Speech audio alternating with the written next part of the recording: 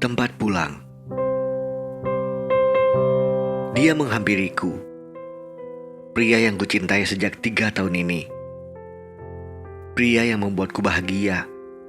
Ya, aku bahagia. Matanya yang menenangkan, raut wajahnya yang meneduhkan, selalu bisa meluluhkan hatiku. Walau kadang aku kesal karena dia suka telat untuk menemuiku. Namun, caranya meminta maaf dan menenangkan emosiku yang terlanjur meninggi selalu bisa membuat aku kembali tersenyum. Dia memang lelaki terhebat yang mampu menaklukkan hatiku. Aku membalikkan badan dari tempat dudukku. "Kenapa telat lagi?" tanyaku saat sosok itu datang. Kalimat pertama yang selalu aku ucapkan saat bertemu dengannya. Menyebalkan memang jika yang ditunggu selalu datang telat. "Lain kali kamu yang nunggu deh." Aku mulai jutek. Kesal. Dia duduk di samping kiriku. "Sayang, jangan cemberut. Aku udah usaha gak telat. Tapi kamu tahu kan, ini udah kebiasaan aku." Dia merangkul tubuhku. "Kebiasaan buruk kok dijaga," ketusku. Aku semakin kesal guys. Seharusnya dia datang 1 jam yang lalu. Momen yang selalu aku tunggu setiap tahunnya. Namun di 3 tahun hubungan kami, dia tetap saja telat. Kamu tahu kan, ini hari jadian kita. Aku ingin kita merayakannya di waktu yang pas, di jam yang tepat, seperti saat 3 tahun yang lalu. Saat kamu menyatakan perasaan, saat aku memutuskan untuk memilihmu menjadi penjaga hatiku, saat kata kita dimulai. Namun, kamu selalu telat. Kamu tahu gak sih, dari tadi aku udah kayak orang bodoh di sini megang kue sendirian. Emosiku semakin meluap guys. "Sayang, maafin aku ya. Aku tahu kamu kesal. Aku tahu aku selalu telat menemuimu." Dia menatap mataku penuh makna. Sorotan mata yang selalu membuatku ingin segera memeluknya. Namun kali ini tidak. Aku sedang emosi. Aku tak mau memeluknya saat ini. Jika sudah begini, ada hal paling ampuh yang selalu dilakukannya. Dia mengecup keningku. "Mwah, aku mencintaimu. Dan aku pastikan tak akan pernah telat lagi. Mungkin ragaku terbatas untuk memahamimu. Tetapi hatiku selalu datang tepat waktu menjemput rindumu. Pulang ke ruang hatimu." Mwah, kecupan yang lembut. Dia memagutkan lengannya ke tubuhku. "Maafin aku ya sayang. Hari ini tahun ketiga kita bersama. Jadi gak boleh ada yang cemberut." Disudahi senyuman termanis yang ia miliki. Wanita mana yang tak luluh oleh lelaki seperti dia? Itu yang membuatku tak ingin marah lama-lama padanya. "Iya, aku maafin. Tetapi gak usah pakai tetapi. Aku tahu, aku boleh telat tetapi jangan selingkuh. Aku boleh telat tetapi jangan menghilang tanpa kabar. Iya kan?" pintasnya, seakan hafal yang ingin kuucapkan. "Aku sayang kamu. Aku gak mau kehilangan kamu." Ucapku tanpa sadar, seiring bulir bening mengaliri pipiku. Entah kenapa, setiap emosi yang tertahan selalu lepas bersama air mata. Kali ini pun begitu. Aku meluapkan dengan cara itu. Aku memang takut kehilangannya. Bagiku, Bian adalah segalanya. Hatiku terlanjur utuh untuknya. Banyak yang coba merebut hatiku dari Bian. Namun aku selalu tak bisa mengalihkan hati pada hati lain. Walau Bian suka telat, walau dia kadang nyebelin, namun bukankah cinta memang harus saling melengkapi, saling utuh, bukan membiarkan yang kurang menjadi semakin terlihat kurang. Karena itu, aku dan Bian selalu berusaha untuk saling mengisi. Karena aku paham, memaafkan adalah cara terbaik untuk mencintai. Memahami adalah cara terbaik menenangkan hati. Dan cinta selalu tahu siapa yang harus ia pahami dan ia mengerti. Bagiku, dia itu Bian. Hari sudah semakin senja. Di taman ini aku menghabiskan waktu bersama Bian. Potongan kue, tiupan lilin, kecupan di kening. pelukan manja, dan doa-doa kami panjatkan agar hubungan ini bertahan hingga kami tak mampu lagi untuk saling merangkul, hingga renta, hingga raga tak lagi bernyawa. Aku duduk diam. Ini senja yang memilukan. Beberapa hari ini Bian jarang mengabariku. Katanya dia sedang sibuk dengan urusan kantornya. Aku hanya berusaha memahami. Sebagai kekasih yang sudah menemaninya 3 tahun belakangan, aku paham sekali siapa Bian. Bagaimana kerjanya, bagaimana hobinya, cara makannya, jam berapa ia biasa tidur, dan yang pasti kebiasaan telatnya yang selalu tak pernah berubah. Bian hanya mengabariku saat dia terbangun, menelponku sambil mengucapkan selamat pagi, lalu mengingatkan aku agar tidak telat makan, jangan terlalu memforsir tenaga, dan beberapa nasihat yang tak pernah dia lupakan. Lalu malam, sebelum aku sempat tertidur, dia menelponku. Katanya dia baru pulang kerja dan menelponku agar aku tidak begadang. Ya, dia begitu sibuk sih.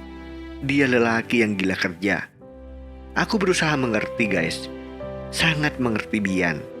Aku tahu dia sudah punya rencana besar untuk hubungan kami. Rencana yang sudah dirancang berdua dengannya. Ya, menikah.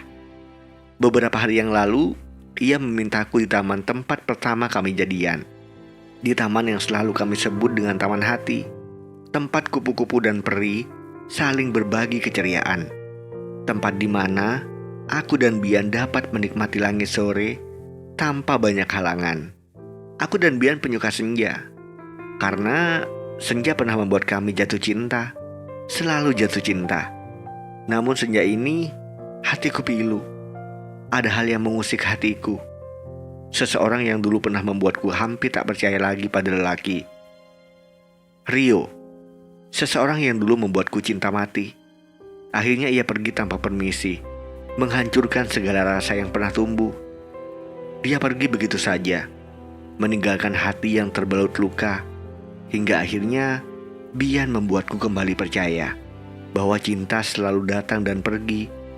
Setelah cinta pergi, akan selalu ada cinta baru yang akan membuatmu kembali merasa utuh. Ya, bagiku Bian adalah cinta yang mengutuhkan itu. Namun tadi siang, saat aku duduk di sebuah kafe untuk menikmati kopi, tiba-tiba saja suasana hatiku berubah. Kacau, berantakan, tak jelas. Entah dari mana datangnya makhluk itu. Dia seenaknya kembali menghampiri hatiku. Datang, seakan dia tak pernah pergi dari hidupku. Rio menghampiriku yang sedang menikmati kopi dengan sebuah novel di tanganku. "Hai Nai," ucapnya singkat. Aku hanya diam, heran. Dalam ingatanku seolah aku mengenalnya. Sebelum akhirnya dia meneruskan. "Aku Rio, masih ingat kan?" Dengan senyum seolah dia makhluk sempurna, dia duduk di sebelahku. "Rio?" tanyaku terbata. "Iya Nai, ini aku Rio." Sekali lagi ucapannya membuat dadaku bergetar kencang. Sialan, kenapa dadaku masih bergetar? Padahal dia telah lama tidak bertemu denganku. 4 tahun. Sialan, ini benar-benar sialan, ucapku berkali-kali. Saat itu, ingin rasanya aku memaki Rio, melepaskan semua sesak yang menumpuk di hatiku. Semua pertanyaan yang tak pernah kutemui jawabannya. Kenapa dia malah menghilang? Kenapa dia pergi? Apa dia tak punya otak? Apa dia tak punya perasaan? Tetapi aku berusaha menepisnya. Sekejap ingatanku melayang pada Bian, lelaki yang sudah menemani dan mengisi hari-hariku selama 3 tahun ini. Namun biar bagaimanapun, Rio tetap saja tak pernah pergi dari hatiku. Senja mulai beranjak gelap, seperti hatiku yang semakin tersesat, tak tahu arah. Ingin rasanya saat ini kupecahkan saja kepalaku, agar aku hilang ingatan, agar aku bisa melupakan Rio secepatnya, agar aku tak menyakiti lelaki setulus yang pernah kutemui, Bian. Seperti beberapa malam terakhir, Bian menelponku sebelum aku tertidur. Aku tahu dia lelah. Kadang aku tak ingin mengangkat teleponnya. Kasihan dia sudah lelah kerja, tetapi masih saja menyempatkan untuk menelponku. Namun, Tidak mengangkat telepon dari pasangan kita hanya akan membuat salah paham. Karena itu aku selalu menerima teleponnya. Walau kadang aku yang mengingatkannya agar cepat tidur. "Sayang," tanya Bian. Nafasnya seakan memiliki takaran detik tersendiri. "Iya, kamu kenapa tak langsung tidur saja? Kan capek habis kerja." Aku berusaha menenangkan hatiku yang dari tadi kacau tak menentu. "Kamu kenapa? Kenapa aku merasa ada yang berbeda ya? Atau ini hanya perasaanku saja?" Sepertinya Bian merasakan apa yang aku sembunyikan. Dia memang selalu bisa memahami dan kadang aku heran. Dia seolah tahu apa yang ada di pikiranku. "Gak apa-apa, aku baik-baik saja kok." "Ya sudah, kamu tidur Gi. Besok kan harus kerja pagi." Sekali lagi aku berusaha bersikap biasa. Namun dadaku semakin sesak. Aku tak ingin membohongi lelaki yang tulus mencintaiku. Lelaki yang tak pernah lelah memahamiku. Lelaki yang selelah dan seletih apapun, dia akan selalu menghubungiku hanya untuk mengucapkan selamat tidur. Lelaki yang tak pernah membuatku sedih, walau sering membuatku kesal karena ia sering telat. Namun itu bukan alasan meragukan cintanya padaku. "Kamu yakin gak apa-apa?" Suara khasnya membuat air mataku semakin deras mengalir, menetesi setiap kasih sayang yang ia berikan padaku. "Iya sayang, kamu tidur ya. Aku juga mau tidur. Capek juga." Aku berusaha mengakhiri pembicaraan. Aku tak mau Bian tahu kalau aku sedang menahan sesak yang menghukumku. "Ya sudah, aku tidur ya sayang. Kamu juga. Ingat, jangan begadang. Nanti pesek." Ucapnya dengan ucapan selamat tidur yang mampu membuatku tersenyum. "Iya sayang, kamu juga tidur ya. Nanti pesek juga." Percakapan kami pun berhenti. "Nay, aku tahu aku salah telah meninggalkanmu tanpa kabar. Aku tahu semua ini hal yang tak seharusnya aku lakukan. Namun, saat itu aku memang harus pergi meninggalkanmu. Aku juga luka saat harus beranjak dari kota ini. Namun semua itu harus aku lakukan demi masa depanku. Aku ingin kamu kembali menerima hatiku untuk mencintaimu lagi." Ucapan Rio tadi sore masih terngiang jelas di hatiku. Sebelum akhirnya aku pergi meninggalkannya setelah tubuhku dirangkul tanpa sebuah jawaban. Mungkin dia mengerti. Aku masih kaget dengan semua ini. Aku menunggumu besok di pantai tempat yang dulu sering kita kunjungi. Pantai Pisang. Tutup Rio penuh harap. Aku terdiam. Tak ada yang bisa aku lakukan saat ini, kecuali memendam perih yang semakin menyayat hati. Besok aku harus temui Rio. Biar bagaimanapun, hatiku masih ada padanya, meski ia membuatku hampir setengah gila. Namun lagi-lagi hatiku teralihkan ingatan pada Bian. Lelaki yang selama ini menerimaku tanpa meminta aku berubah menjadi seperti yang ia inginkan. Aku dilema. Rasanya ingin berteriak sekencangnya. Namun aku takut tetanggaku pada terbangun. Aduh, ternyata bermain hati itu melelahkan. Pukul 5 sore. Saat senja menjadi hal yang paling menakjubkan untuk dinikmati, aku berjalan menuju Pantai Pisang. Di ujung pantai, aku melihat sosok yang selama ini aku rindukan. Ingin rasanya berlari mengejarnya, melepaskan apa yang selama ini kupendam, apa yang selama ini kurasakan diam-diam, tanpa pernah kukatakan pada Bian. Bian tak pernah tahu soal ini. Seperti sore ini, saat aku memutuskan untuk menemui Rio di Pantai Pisang, pantai yang dulu pernah menjadi saksi manisnya kecupan pertama aku dengan Rio. Pantai yang menjadi saksi pelukan yang hampir saja menghentikan denyut jantungku. Pantai yang kini membuat hatiku semakin hilang arah. Dia menyambutku dengan tatapan hangat. Rio memang menarik. Pantas dulu aku tergila-gila padanya. Pantas saja aku hampir mati karena memikirkannya. Namun satu hal yang seketika aku sadari, siapa yang menemaniku selama ini? Saat aku menangis, saat aku rapuh, saat aku jatuh, saat aku bahagia. Dia Bian, bukan Rio. Ada perasaan yang tak dapat kujelaskan. Mungkin ini yang disebut cinta sebenarnya. Dalam pikiranku, aku tak ingin lagi menyakiti Bian. Dia terlalu baik untuk aku lukai. dan tak ada alasan untuk menyakitinya sedikit pun.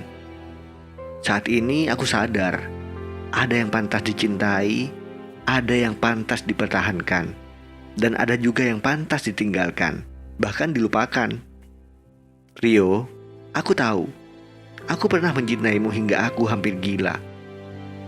Namun itu dulu, saat rasaku masih sebatas cinta buta. Saat ini, mataku telah dibuka oleh hati baru saat kamu pergi menghilang tanpa kabar. Dia lelaki yang selama ini menemaniku, dan aku tak mungkin melepaskannya. Dia terlalu berharga untuk kusakiti. Maaf, aku tak bisa lagi mempertahankan rasa ini untukmu. Ternyata cinta bisa pergi karena terlalu lama menanti. Ucapku sekuat tenaga pada Rio. Ini hal terberat yang pernah kulakukan. Aku meninggalkan Rio tanpa sempat mendengar apa yang ia katakan. Bagiku, tak ada lagi yang harus kupertahankan, kecuali satu hal, Bian. Hati selalu tahu rumah yang pantas untuk dia kembali pulang. Dan bagiku, Bian adalah tempat pulang terbaik. Hari ini aku memutuskan terakhir kali mengenang Rio dalam hal apapun. Karena tanpa aku sadari, Bian telah memenuhi ruang hatiku saat cinta yang hilang tak kunjung datang. Bian, ada hal yang tak pernah ku ketahui, Nay. Saat aku selalu telat datang, aku harus menyiapkan hati yang kuat untuk menemui orang yang aku cintai. Saat dia masih memiliki hati pada seseorang yang bukan aku. Namun sejak hari ini, sepertinya aku tak perlu telat lagi. Aku tak perlu mengurut dada lagi sebelum menemui Nay. Penantian selalu berakhir, dan hari ini semuanya telah berakhir. Saatnya memulai hari baru dengan Nay tanpa telat lagi. Tentang Nay yang menemui Rio sebenarnya aku sudah tahu. Tetapi aku sengaja membiarkannya, karena sudah sepatutnya orang yang kita percayai diberi kepercayaan penuh. Bila ia memang pantas untukku, dia akan tetap mempertahankanku dan menjaga hatinya yang telah kupercayai. Seperti Nay, dia pantas kupercaya.